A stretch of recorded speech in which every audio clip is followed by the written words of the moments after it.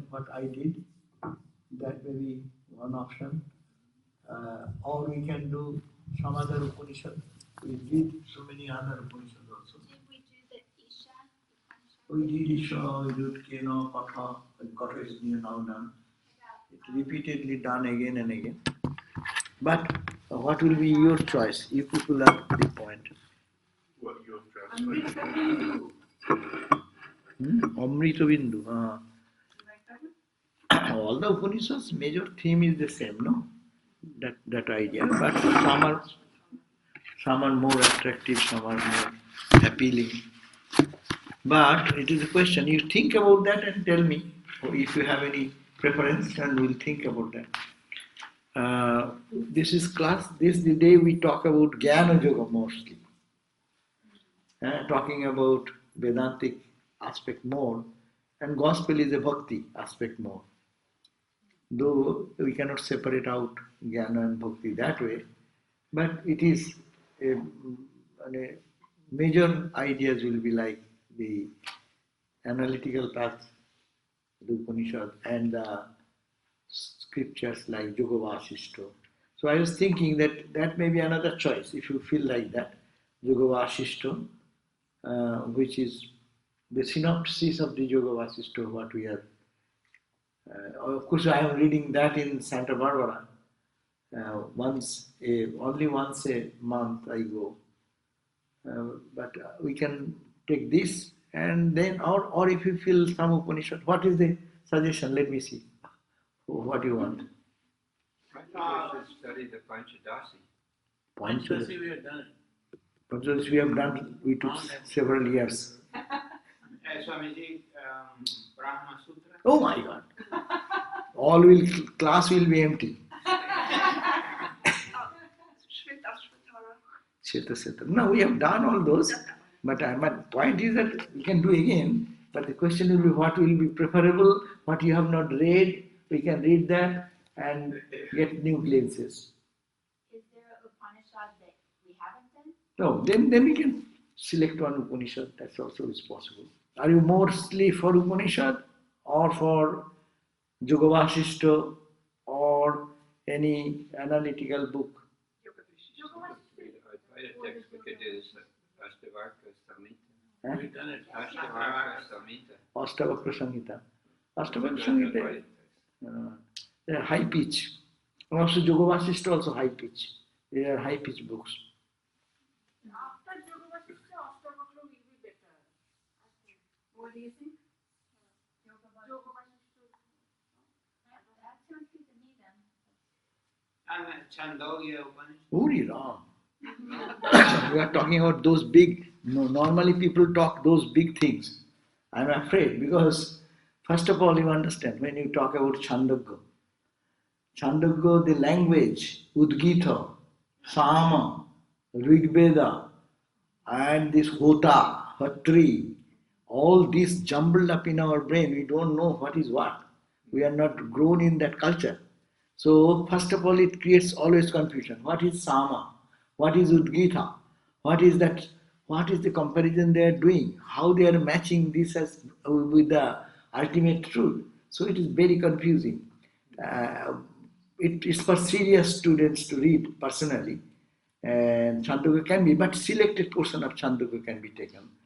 That is a big book also, but I think that not that we won't get anybody more to come to the class. At least my class is very interesting. It is. You see, the number is just goes down. So if I take such book, then it will be almost. I will have to sit alone. Vivek Chudamani is a very lucid book. Yeah. But Swamiji, what was the translations that you did? Which one? That you were saying that you would. Oh, that Yoga Vasishta is called the nectar of supreme knowledge. The name has been given, but it is the synopsis of Yoga Vasishta, and there is no story inside. It is only the theory. Probably you have read. How many of you have a copy of that? Which one? So 3 of you have already. I think that, did we do that with Sarvadevananda? No. That book no one did. Sarvadevananda. I have it. I don't know. Yeah, it is if I in- read it, but Yeah. yeah, that would be great to do that. Eh? So if we have the Adhyatma Ramayana, would that be too high-pitched? Adharana in same line. Yeah. Adhatma Ashtavakra, Yoga Vasishta in the same line. It is actually transcending all dualities and soaring high in a level of absolute one. Written in the Patanjali's Yoga Sutras. Patanjali's Yoga, we did it. That's a different. Yes. We want to soar high. Soar high. So let us go for Yoga Vasishta then. Yoga Vasishta. It is very interesting and also really profound. And it is said that that book, Vasishta said that if there is one sincere seeker, really seriously reads this 3 times, studies 3 times with intense yearning and focus, he will be liberated. Then let's do it 3 times. Seriously. Seriously. Yes. Seriously reading and meditating on the way it teaches us. So is the Kathopanishad. Eh? So is the Kathopanishad is to meditate on the Yeah, mantra. most of the scriptures are for meditation. It is not simply reading, but it is going as deep as it can. Okay, so let us decide. Oh, we have decided then. Then we can, and you can collect one book from the bookstore. Each You are one. going to India, Maharaj. That's okay. What is that India? No, because What does you read book beforehand? You need not wait for me to come. You start reading and then you have better question. You can have deeper interaction. Swami, Ah. would you give us the kanda and the, because I have. Yeah. It is which book? You have the same I book? have Swami Gambhirananda Ji. Oh, Gomina. It is 2.6.4. 264. But let us chant first at the beginning.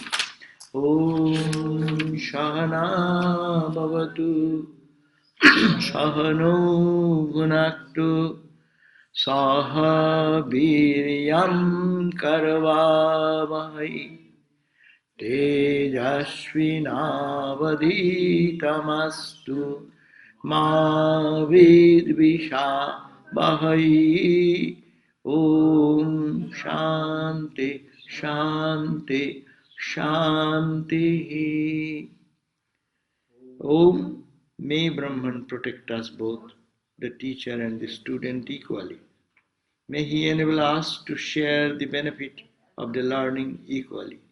May we be equally strong to grasp the meaning of the learning.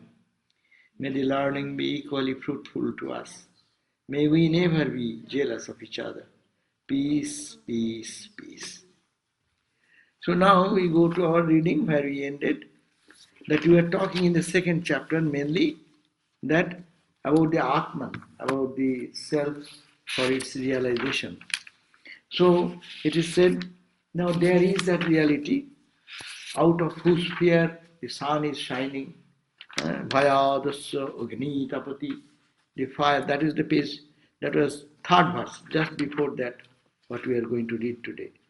Second, 2.6.4. This book, it is page 240, but I am gone to 238. For the fear of him, fear of that Atman or Brahman is, the fire burns. That means it is the controlling power. Brahman is the controlling. He does not control. You cannot use the word control. If it is Brahman, Brahman does not do anything. But in the essence, because of that Brahman, all activities are possible.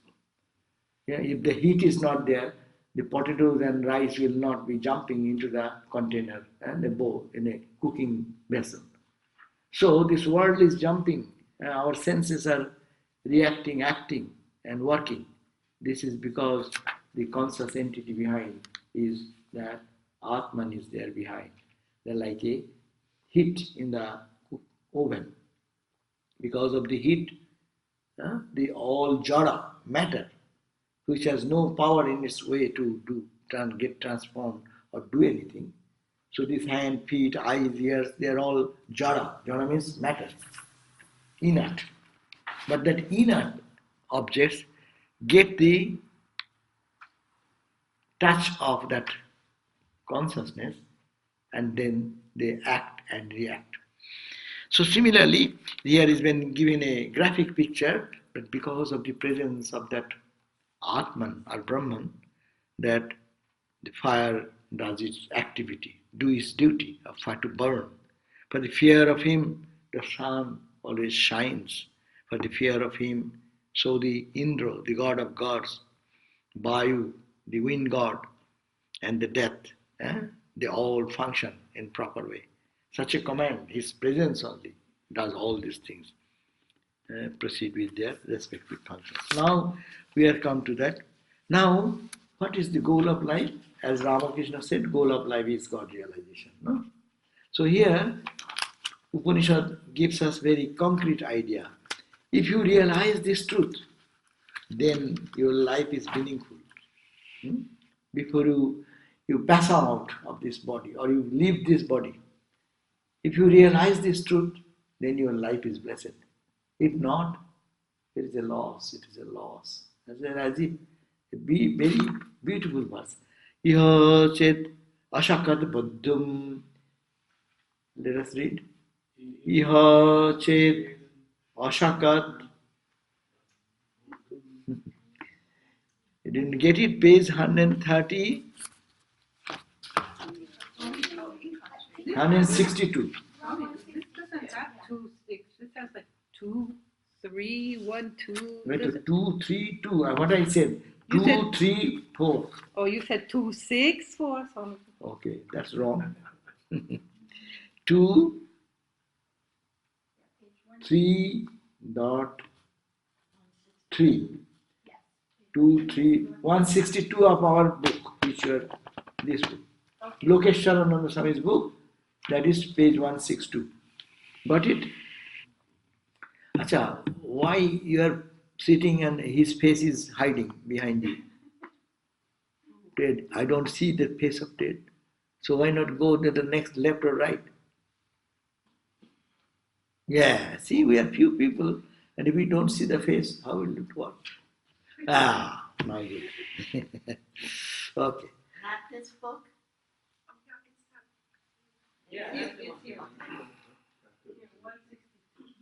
Why to confusion? Last time what we read, we are reading there itself. Go to that place where I finished last time. Okay, now chant.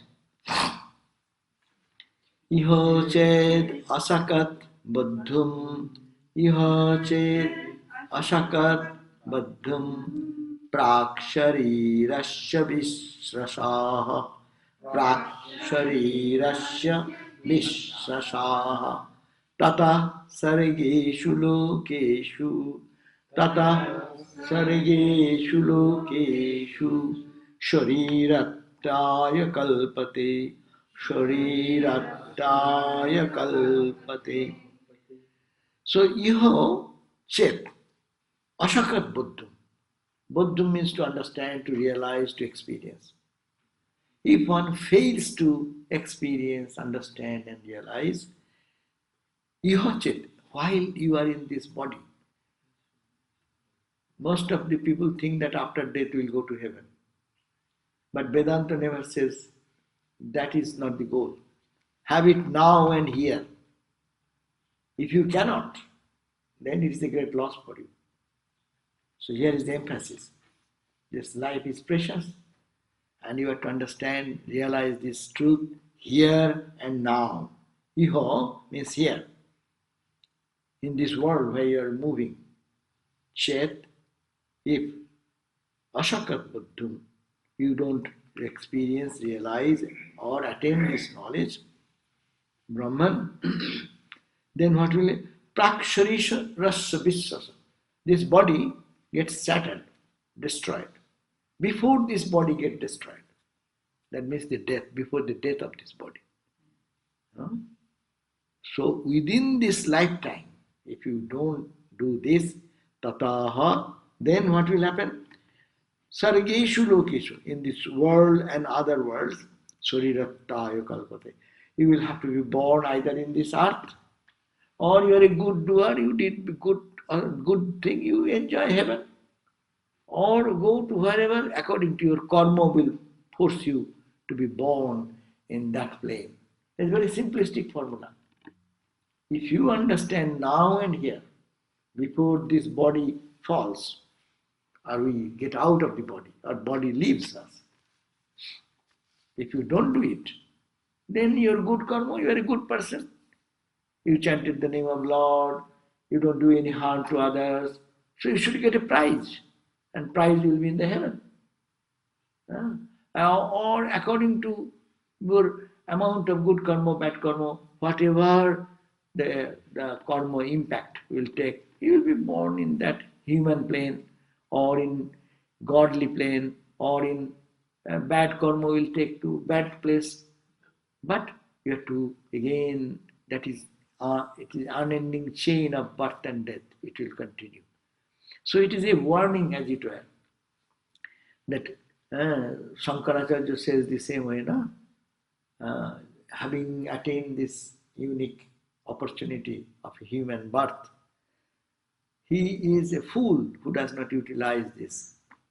His language is Manushattang, Mokshattang, Mahapurusha Sangasraya. The three things are very rare in human birth. First, to have a human body, that's a great opportunity. Because only in this body people can question. People can search for higher truth. Other bodies, they are not bad by them, but that those bodies are not congenial for this type of spiritual questioning, exploring, and doing practice, going to guru, going to spiritual places, getting inspiration from others who have done. So it is not. In other bodies are not congenial, not made convenient for them. So that's why this is golden opportunity.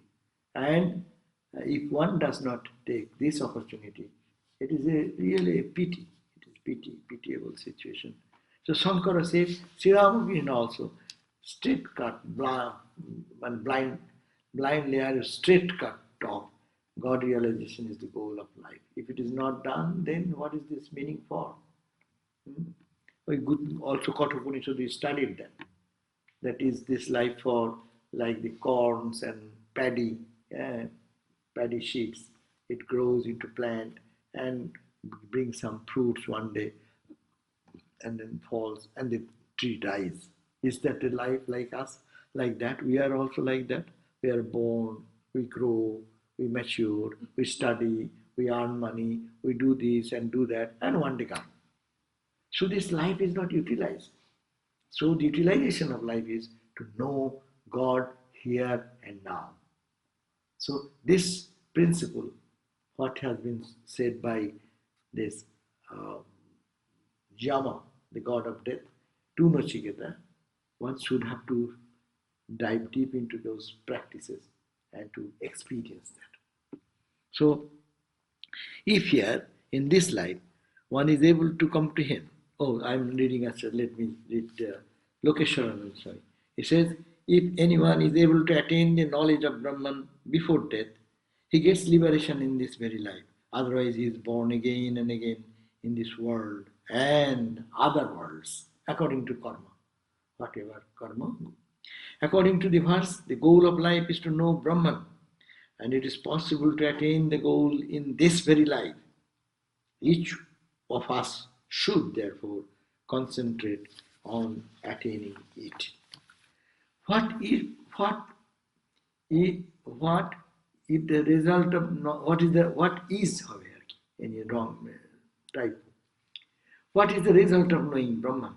The result is that you see your own self as Brahman. And you also see that your own self, small self, is the self of everyone and everything. In other words, you are one with everything. The true object of life is to realize this oneness of things. It is not an intellectual apprehension. It has to be a direct personal experience. And this experience is such that it totally changes your personality. You become a new person altogether. You become a universal person, going beyond the barriers of race, religion, and country. You become Brahman. And that means expansion. As Swami Vivekananda said, that expansion happens normally. So we always limit ourselves into our body, mind, emotion, and our intellectual, barrier. I keep myself limited within that. It is breaking the barrier and feeling the oneness here. Because the Atman is that, whatever you have said. It is the ground of all the manifestations we see in the world. So it is only realizing that truth, then one can escape the cycle of birth and death. Otherwise, again to be born because of desire, unless we reach that absolute, when all desires will be fulfilled, then there is no need for coming. Whatever we do because of some need, necessity. There is no necessity of the soul to be born again, because once the soul attains that perfection, our souls get satisfied that I am not limited, I am that infinite. So that is the end of the journey, and that is the fulfillment of life's goal. Here, this Chinmayananda Swami explains a little longer. If here, in this life, one is able to comprehend Brahman before the death of the body, he will be liberated from the bondage of the world. If not, then one has to take a body again in the world of creation. Creation means anywhere, depending on the actions, depending on his thoughts and actions. Ignorance can be ended only with knowledge. Ignorance and knowledge cannot remain together at one place at the same period of time. Knowledge ends in ignorance, as light ends in darkness. What we call darkness? Where light is not. Where is darkness? No darkness. Where light is, there is no darkness. Where there is no light, it is called darkness. And no light, of course, don't go technically no light. There is no place where is no light.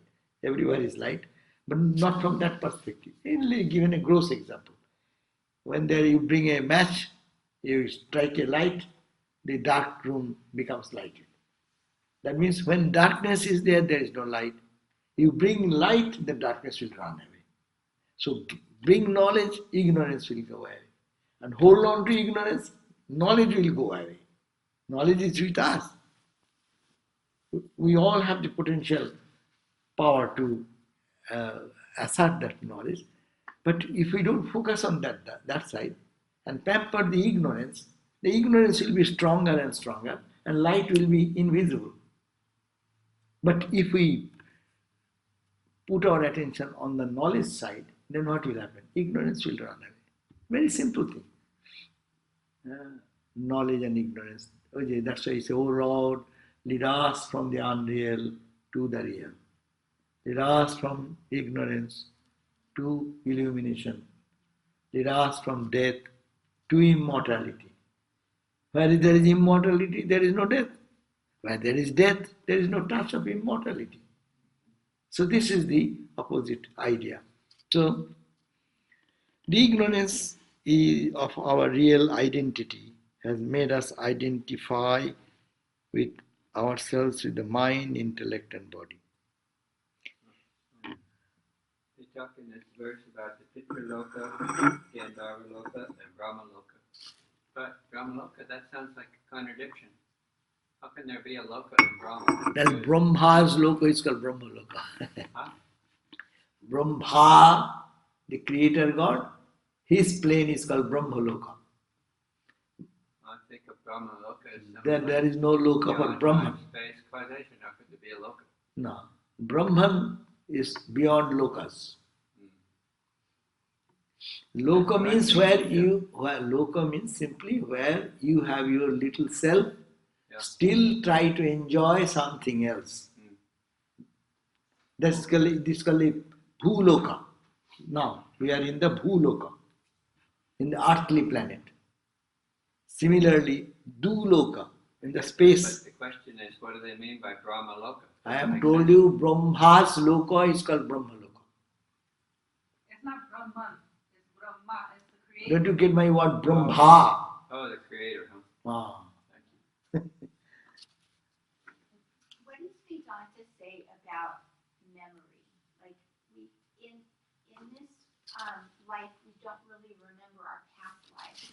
But I would think that even if we don't become enlightened, we have some advancement of knowledge.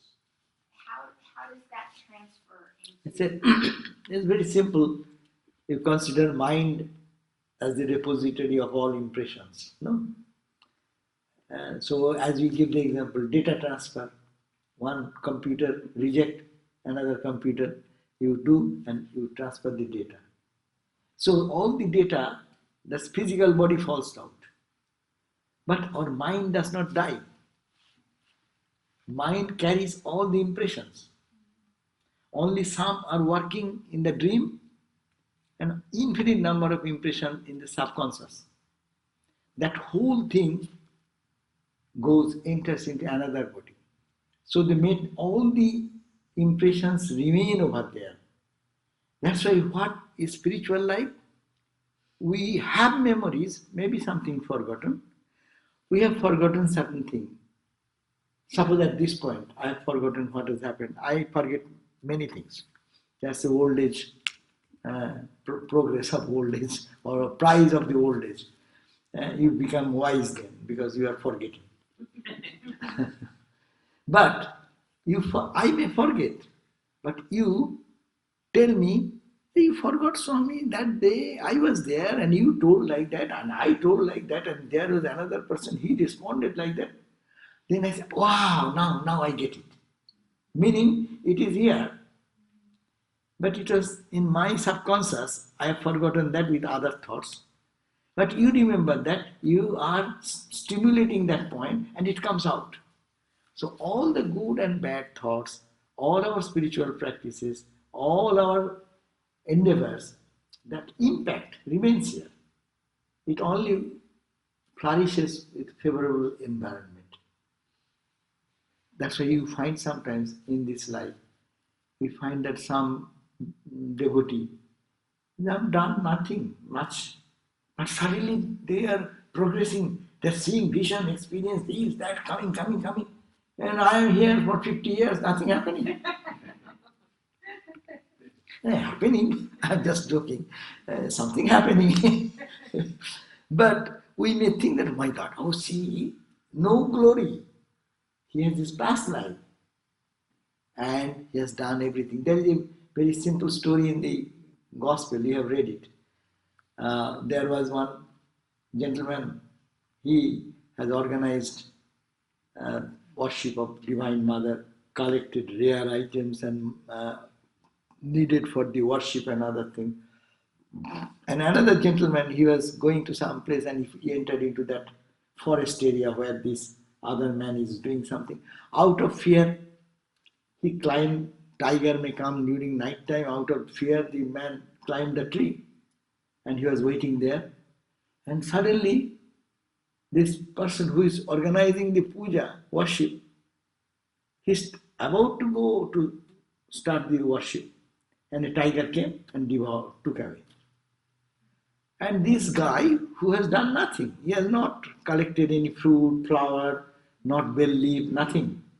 He just out of fear, he climbed a tree. And he saw the tiger has taken that man. Then when favorable time came, maybe daytime or something, he came down and he started sitting on that puja in his place or puja's place, worship place, and he started doing the performing. And before he starts doing much, Divine Mother came and appeared. My child, what do you want? Then that man said, Ma, wait. Before you give me boon, I have a question. You see, this guy collected everything for your worship and he had worked hard to collect all these rare materials. And he was doing with so much devotion, and he was going to perform the worship, but a tiger came and took away. And I, a fellow out of fear, didn't do anything in this life. I was sitting and climbing to protect myself from tiger. I was climbing on that tree, and you appeared before me. What is the secret? Tell me first. And then what your Divine Mother said, my child, you have done much before in your previous life. This was left out. So at a particular time when this thing has happened. So when you see something, they have done the same practice and purified their heart, but maybe in the little subconscious, it has done to the subconscious. When favorable environment and time comes, that's why in spiritual life we call everything happens in time. We get our guru in time, we start our practice in time, we get intense desire to do something at a particular time. Our life is going on, I am doing routine work of meditation, prayer and things. Suddenly some situation will come, some time will come, you get inspiration from something else, and then you have your revelation. So nothing is lost, it is here. In time it happens. To quicken that happening, we need to do spiritual practice more, so that my mind gets set into that awareness of the divine. As you are seeing in the other class, in the Bhagavad class, that it is hearing again and again what you are creating an impression in your mind. And you are creating such a vibration in your mind that mind is getting tuned into one type of awareness. And that awareness grows, intensifies, and that will remove the darkness. So nothing is lost. If we go from one path to another, it is there. That's why Gita also says that nothing is lost. Swalpam api yasya dharmasya. If you practice any little thing in spiritual life, it remains. But it may not be so strong to give us the result immediately. But when favorable environment, favorable opportunity comes, it comes up. We mentioned Pitraloka, Gandharva-loka, Brahma-loka. Are they all just different places in the subtle world, or are they different levels? One subtle, casual, and transcendental. So these are all in the level of subtle. Thank you. Subtle. On the causal level, there will be no locus like that. You will be enjoying the infinite bliss. That is called the Anandamaya Kosha. You remember Anandamaya Kosha? Where your ego is only the last barrier. Mind is no more there, active much. But it is in the level of ego, enjoying and enjoyer. As if you are touching that infinite joy. But there is a barrier of pure, like the glass. You are seeing the light outside and almost you are there. But there is a thin layer of distinction. That is called the Anandamaya Kosha. But everything is in the subtle world. Finer and finer level, no? Suppose I give you the example. Suppose you take a dip in the ocean. If you go deep into the ocean, you just put your head down. There is one type of bathing, no? Now you go in a deep sea and you go deep, 100 feet deep. What will be your experience? Not the same experience when you are just putting your head under the water. Now go 1,000 feet down. Go half a mile down. What will you feel? All experiences, all in this subtle level, under the water, no? So when one dives deep in meditation and practice goes like that, they will have different experiences going on. All the experiences are happening in the subtle body. So long your mind is active. When mind also gets absorbed, like in your dreams, deep sleep state, our mind goes where? Mind merges into the causal state. It goes into the causal state. And what remains there? Only the barrier of ego remains. I was happy. I remains. So that is called the causal body. So gross body and subtle body, so many of varied experiences goes on. All the planes our scriptures talk about, they're all in the subtle level. And causal level, only experiencing God or the divine or Satchidananda through a barrier. And when that is broken, that is the three state is gone. O, U, Ma is gone, and that dot remains. That's the O. And when that breaks, it is limitless. It covers everything. And you are asking? Yes, I was wondering, this me that is doing all of this, it sounds very complete. And I wonder if I'm the witness and not the doer, then how am I doing all of this? And since I've decided to build a career and earn money and do all sorts of various things, and that's who I think I am. Is there a soul aspect? That is the or thing, a because higher you... self aspect. No, That's other ideas. It said, no, it's an unfolding of my higher self right in front of me, and I can't stop it from unfolding. It has a life of its own. Yeah, it has own, that's okay. But you think you have told two things. You said, I am the witness. Are you the witness? No. When you are identifying with this, you are no more the witness. That's my question. That's the question. And that is called ignorance. And that has given us the experience. Okay, you identify here and see how joyful you are, how you suffer, how you feel the aches and pains, and also sometimes some pleasure of rasagulla or ice cream or seeing something good. Experience. Then it's, hey, I'm tired of this little thing. I don't care for that. No? That's an experience. And that helps us to go back to our witness state. I am witness. That is theoretical talk. But I always know I am the body. I know I am Atman. But someone tells me little something and pinches me, and I get mad and fight with that. No? I am identifying with my body, with my mind, with my emotions. I am saying I am a witness. I am not behaving like a person who is witness. But I am always behaving like a person attached to the body, mind, emotion and ego. So there is my problem.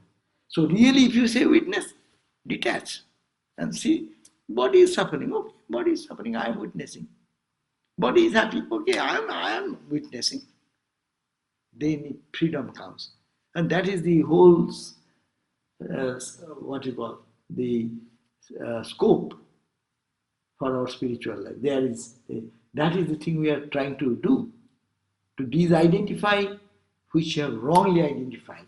I am the witness. I'm unattached. I've never been, cluttered into this confused identities. And these identities are wrong identities. Because what I think I is every day changing. I'm identifying my body. But which body? Tell me which body? 10 years body? 12 years body? 13 years body? 15 years body? 20 years? When I was 20, that body? Which body you are talking, identifying? It's a fictitious thing. But still, I'm holding on to me. So, these are the things to be understood and detached. And not detached, of course, a witness. And witness is always pure. There is nothing happening. But witness, forgetting the witness, getting identified with this, there is our bondage.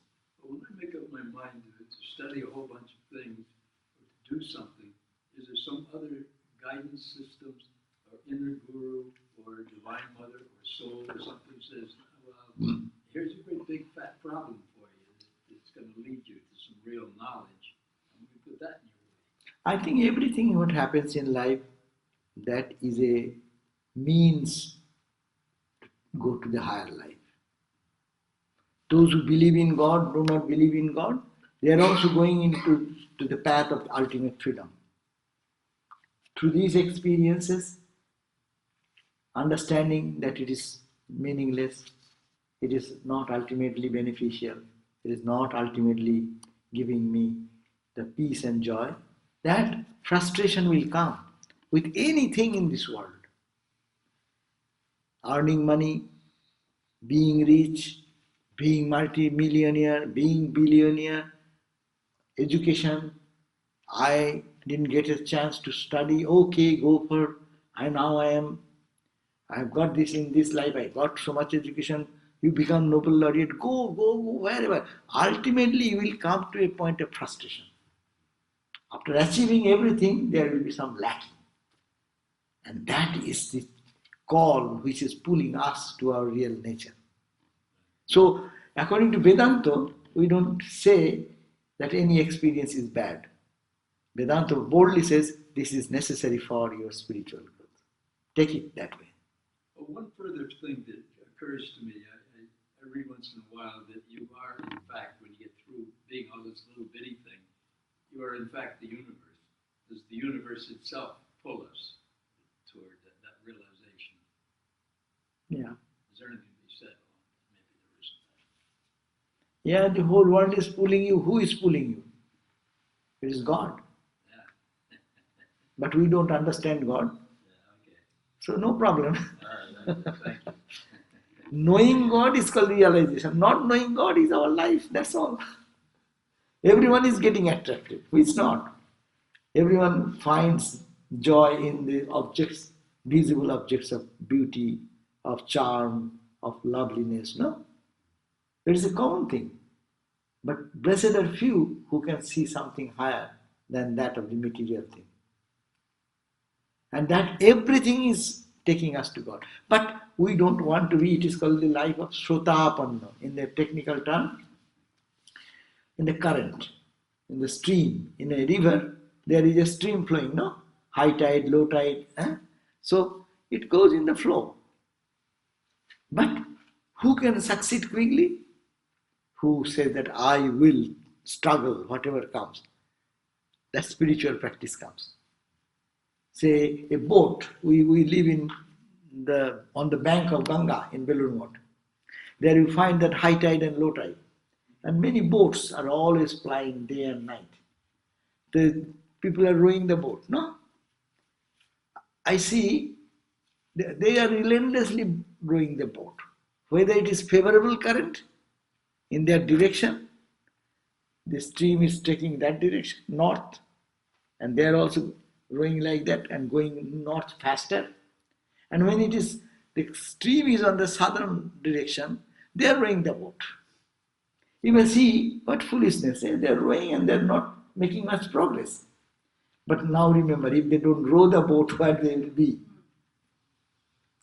So, sometimes in our mental condition, we do spiritual practice. We are rowing the boat and we don't see anything. Not to be disappointed. Without that, we would have gone somewhere else. So everything is spiritual, spiritually benefiting if we can take it in this ideology that it is only everything we do consciously that makes a quicker progress. Otherwise, someday we'll reach the goal. It's called Srotapanna. Srotapanna. Being carried out by the flow. Suppose you said, if you go one step towards God, God comes 10 steps. No? Sometimes favorable. Sometimes you don't feel that. Because you don't feel why? Not the fault of God, but my bad karmas. It creates an obstacle. So, whatever may be, move on. Do your spiritual practice and it will quicken the progress. Isn't that Sortapana, that's a Buddhist concept too? Buddhist and Hinduism is, you can find so many similarities because it is offshoot of Hinduism. What is Buddhism? Nothing but offshoot of Hinduism. But it's, in Buddhism, it's a particular stage, isn't it? I mean, a stage of, like you've entered the stream, so that you're on your way. Srotapanna, yeah, that's true. And then it's called Sakrita Agami. They go into the truth forcefully in one direction and they don't float like Srotapanna means you flow according to the current. It goes backward, you go backward. It comes forward, you go forward. It is as if you are not doing any effort. Like a leaf floating in the water of the Ganga. And it goes north, it goes north, it comes south, it comes south. But effort when it comes, then it makes its journey, what is called Sotapanno, Sakrita Agami. So those are different terminology for practicing this. Okay, so now let us. There is one commentary about this verse. Shankara and Ramanuja, how they differ on this verse. Oh my God, you are making more complicated. Acha, some text read Sarveshu Lokeshu, you are talking about different planes in the line which means in the heavenly realms. If this is accepted, the verse would mean if one is able to realize that Brahman before death, one becomes fit for rebirth in heavenly realms.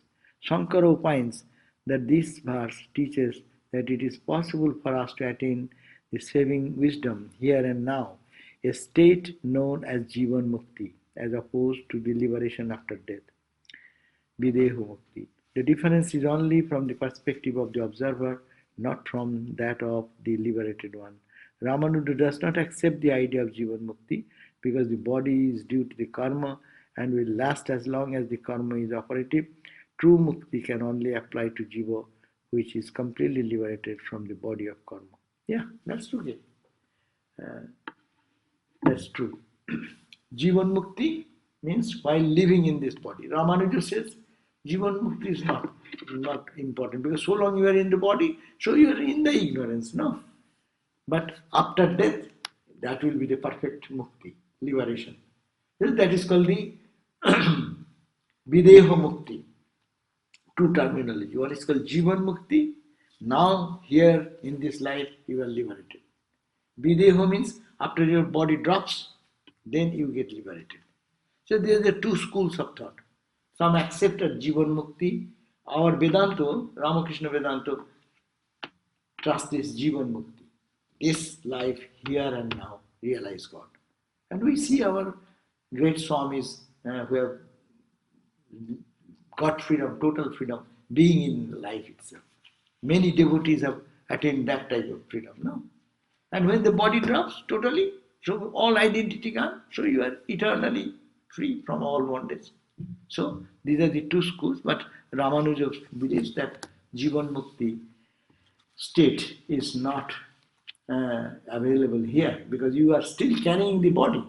And there is some argument, but experience is the same. What's the difference between Mukti and Moksha? Mukti is moksha same. Moksha means liberation. Mukti means freedom. Idea is the same. The ignorance of our real identity has made us identify ourselves with the mind. Because we are ignorant of our real nature, real identity of Brahman, so naturally I have identified with the objects around. Body, mind, etc. That's an egocentric life of pains and some limitations. I am reading from Swami Chinmayananda.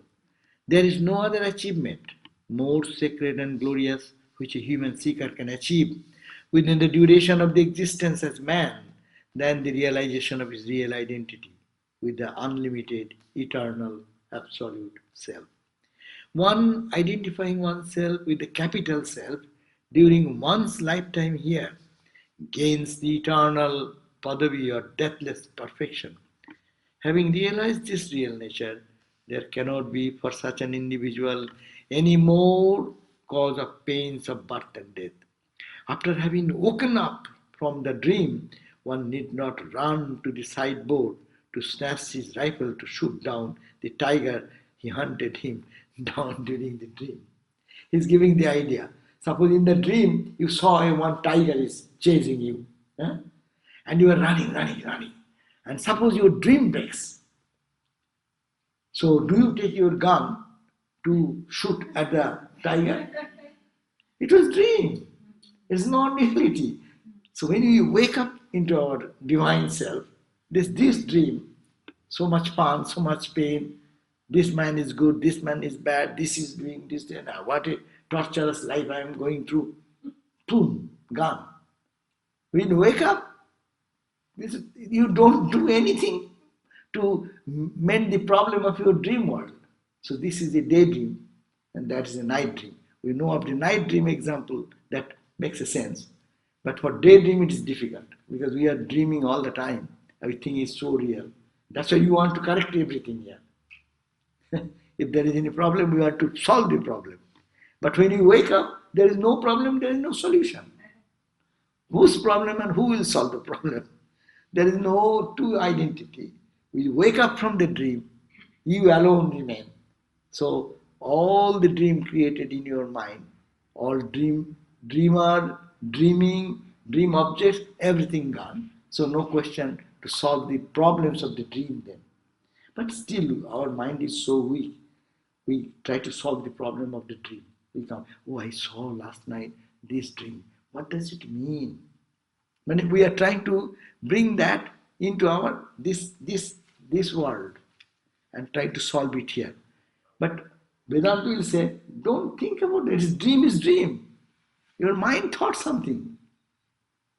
Why I think that way? Yes, some impression, some cognizable ideas, may not be some ideas which you are aware of, but which are in your subconscious, all get jumbled up. And then you saw something. Why to think about those things? Rather think of Atman. So Vedanta will focus. Having woken up from the dream of the egocentric agonies into the waking state of the knowledge of the self, capital, the God-man will not and need no more repeat the to and fro swinging between the acts of birth and death. If an individual fails to realize this eternal nature of his self during this lifetime, he, after departing from this present manifestation, will have to take up yet another form and come back to this wretched plane of limitation and finiteness. It is not good because it is limited. It always limits us. It makes us finite. It never allows us to think that I am infinite, I am free, I am blissful, I am joyful by my nature. That's why it is bad. It is not, otherwise it is not bad. To the eyes of a knower of truth, this world is full of joy.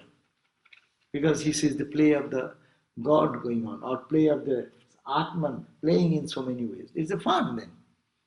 But because we do not know, that's why our problem. So this is true because the ego sense can ultimately end. We have found only at the final shifting of our present identification with the body, mind, intellect. As long as an individual has not come to have the subjective realization of the self, this experience should be subjective. You will have to experience yourself. I will have to experience myself. No one can make me do that. So unless this experience becomes subjective, his ego sense persists. Ego will remain, and I-ness will remain, my-ness will remain. And when we understand the truth, then this I-ness, my-ness all drop, and he will be egoless, and he will be in the eternal spirit of joy. So, the supreme goal is the final fulfillment of the struggle of evolution. This is evolution. This book says it is an evolution. We are all every day evolving, and going back to our true nature, to right and wrong, to suffering and pain, to pleasure and experiences. It is not to feel that even I am doing spiritual practice, there's a conscious movement, and if it is not, unconscious movement, but you are moving anyway. As I say that you draw a sine curve, you may be consciously moving, you are happy, you are going in the direction, but you are moving in the, suppose God is there and I am here. My life journey goes on swinging like this and this and this. No? So when in a good position, that is also a progress towards God. When it comes to the negative side, that's also progress towards God. But we don't understand when we are in those situations. If we are aware of it, then we can make a journey, very pleasing journey, joyful journey, and also boldness is there. There should be some pride in that. Man alone is the sacred creature who has been endowed with the necessary equipment of mind, intellect, and sensitive mind, high reasoning capacity, with a judicious and trained application of which he can deliberately hasten his own evolution. In nature, no other creature has this divine freedom to speed up its own evolution. Good, time is up.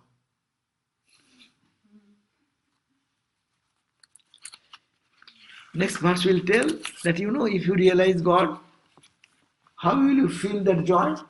Suppose you are standing before your mirror, a Belgium glass, very nice, no curvature, nothing. You see your face as it is it not? Understand the example? Suppose you realize God here, what will happen? The scripture says, next verse, we'll read next day, that you can see your face as it is, without distortion. Your experience of Brahman will be like that. You see as it is. If you go into the another plane, it will be in the Pitriloka. It is like if you have realization, say for impossible, but suppose you get when you are with the plane of your fathers, forefathers, and there you're too much God intoxicated with this mood, you went there, you have a vision. What will you see? You will see that your reflection in a wavy water. Suppose you look at the lake, yourself reflected. It's not that distinct like that of Belgium glass. And then Gandharvaloka, etc. It is like if you go the higher plane, again in a higher plane, you will see yourself how? Like a person and his shadow. That means you're seeing most tangible experiences when you are in the body, here and now. These are also inspirational to say, have it now. Don't wait. I'll go in a higher plane and have their God realization. Even if you have, you cannot enjoy like this. Distinct, clear. That's why it is said in every pore you will feel that thrill of joy. And there is a physical body. So there is also, when the experience comes, that joy cannot be experienced as in a subtle body. You have a subtle body, you are also joyful. Suppose you have a good feast in your dream. There is joy in that. But exactly when you come in this ground and eat food and have a great feast, how do you feel? There are differences between dream experience of joy and gross experience of joy. There are much difference. So similarly they say, enjoy here itself, now and here itself. Don't wait for going into higher plane. And one day I will realize what they are. Om Shahana Bhavatu Shahano Bhunaktu Saha Viryam Karavavahai Tejasvinavadhitamastu Ma Vidvishabhai. Om Shanti Shanti Shanti. Hari Om Tat Sat Shri Ram Krishna Arpanam Astu.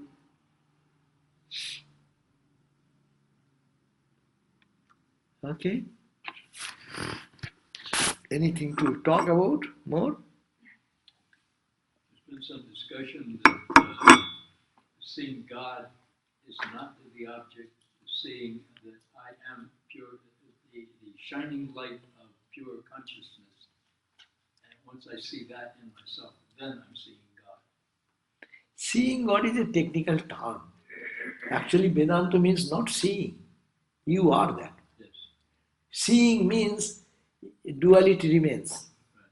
Right. So, in a dualistic idea, I see God. But in absolute sense, your eye, who will see whom? So that will come. That is the highest experience. Then you're looking at the pure consciousness. Yeah, you are then pure consciousness. Yeah. But if you, even you keep a little eye, it is a separation is there. Vision, when you say I see God, that is a seeing means there should be some seer, there should be some object to see, and there should be some instrument through which you see. Maybe not these eyes, but your pure mind will be there. Ramakrishna, when he used to see mother, that is through the mind also, pure mind. But when he goes to Samadhi, who sees whom? There is no question of seer and sin. But we loosely use the term, goal of life is seeing God. Better we say God realization, experiencing God. These are all terminology.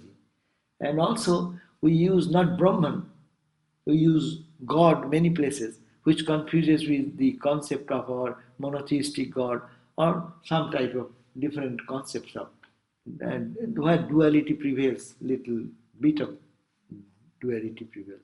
Philosophically, it should say always Brahman, Brahman, Brahman.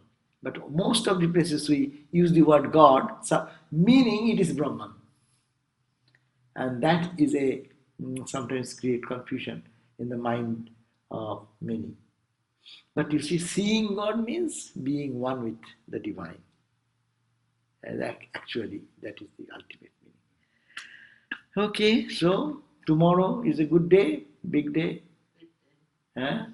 Shiva night. So we'll start our worship at 6 o'clock, maybe 5-10 minutes before. And then first watch, we have 4 watches. Because 6:30. 6:30 is wrong. 6 should be, somebody has done that wrong. But they have corrected it, probably send another email. But 6, in a whole night, it is divided into 4 segments. That's why you call 4 watches. But here no one can stay because they will have to go for work next day. So we try to finish by 1:30. But whoever comes according to their times, they stay on first watch or second watch or third watch. According to them, then go away. And some stay till the end.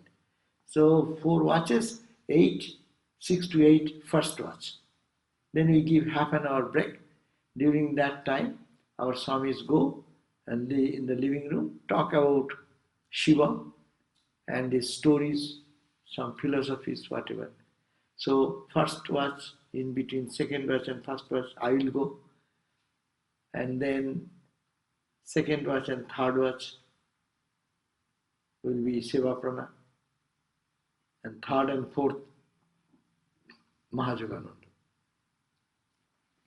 So it is 6 to 8, 8:30 to 9:30, puja, 10 to 11, third, 11:30 to 12:30. The fourth, no? So why we are saying 1:30? What do you mean by what? Huh? So what do you do when? 4 different forms of Shiva. It's being worshipped in 4 different segments. Names of the Shiva's names differ. Ishana, then what is that? Vamadeva. Aghora. These are the names of Shiva. So you do chanting? Oh, this chanting bhajan goes on, and we do the puja mantras. Shiva in the form of Aghora, Shiva in the form of Vamadeva, Shiva in the form of what? Sadyajata. So these are the different names of Shiva in different aspects. So we worship with the mantras, there are specific mantras with that. And then we offer water. Shiva puja is very simple. Shiva is very pleasing God. He does not need much paraphernalia. You only put little water and give some bell leaf, and Shiva will be, what a great devotee. But to please other gods, you need so many items. But Shiva is very easy to approach, very kind. That's why another name is Ashu Tosha. Ashu means quickly. Dosa means get satisfied. Shiva, that Shiva is another name. He can be easily pleased, quickly, with little some love, little water and little bell leaf. That's enough.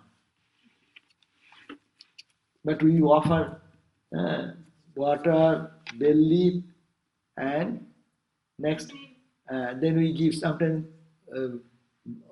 buttermilk with that. Sometimes with yogurt and honey, like that. So 4 watches goes 4. In Malibu temple, they do all the time. When you go to temple, you find sometimes. Okay, thank you. So please come. Who can come? This one.